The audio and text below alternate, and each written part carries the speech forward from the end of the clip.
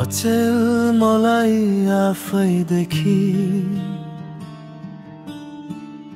दया लागेर आउँछ। आफ्नो हालत देखेर आफै हाँसो उठ्छ। आफैलाई आफैमाथि व्यङ्ग्य गर्न मन हुन्छ।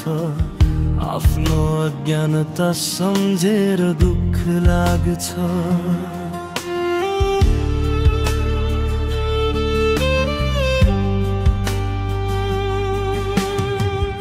आफ्नो मूर्खतासँग झोक चल्छ। आफू भित्रको अन्तर्विरोधमा अल्झिएर कुहिरोमा हराएको काग भएको छु। आफू भित्रको अन्तर्द्वन्द्वमा फसेर हुरीमा परेको माहुरी भएको छु। यस्तो विरोधाभासपूर्ण जीवन बाँच्नु आफैमा ठुलो सजाय हुँदो रहेछ। क्याक्टस चपाउँदा मरुभूमिमा आफ्नो ओठबाट निस्केको रगतलाई क्याक्टसको रस ठानेर स्वाद मान्ने उठ झै मैले गर्नु पर्ने के हो, म के गरिरहेको छु। कुनै अत्तो पत्तो नपाएर यसरी नै सधैँ भड्किरहेको हुन्छु। आफैमाथि विश्वास नभएपछि कसैमाथि भरोसा नहुँदो रहेछ।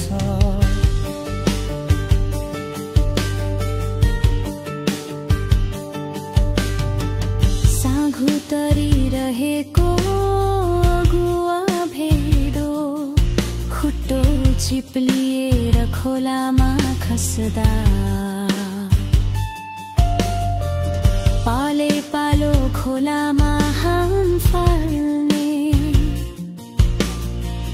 पछाडिका अरू भेडाहरू झै कमान्डर बिनाको किम कर्तव्य विमूढ सिपाही झै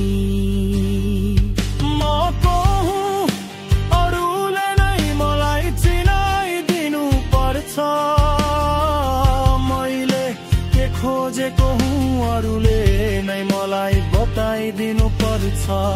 म आफै बोल्न सक्दिन कसैले सल्लाह दिनु पर्छ। म आफै निभ्न जान्दिन कसैले पानी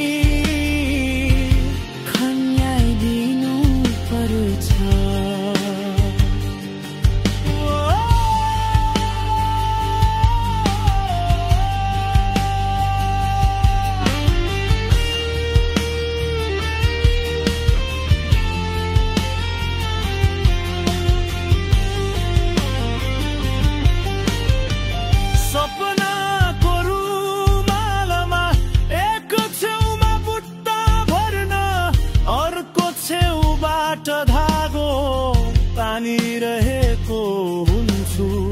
सुख भन्नु मेरा लागि मृग तृष्णा भएको छ। म पहाडको टुप्पोमा ढुङ्गो अड्याउन नसक्ने सिसिफ जस्तो भएको छु। म मात्रै यस्तो हुँ कि सोचेको म मात्र यस्तो होइन रहेछु, मेरो परिवार पनि म जस्तै रहेछ, म जस्तै रहेछ मेरो देश पनि। गलामा राष्ट्रिय झण्डा भिरेर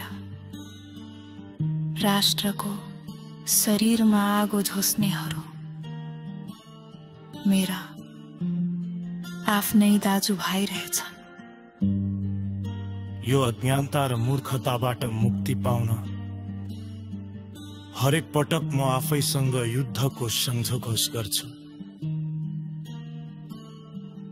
हरेक पटक म लडाईँको मैदानमा ओर्लिन्छु, किन्तु हरेक पटक मेरो बलिदान खेर जान्छ। तर मलाई आशा छ मेरा दुई सन्तान विवेक र चेतना हुर्केपछि तिनीहरूले मेरो उद्धार गर्नेछन्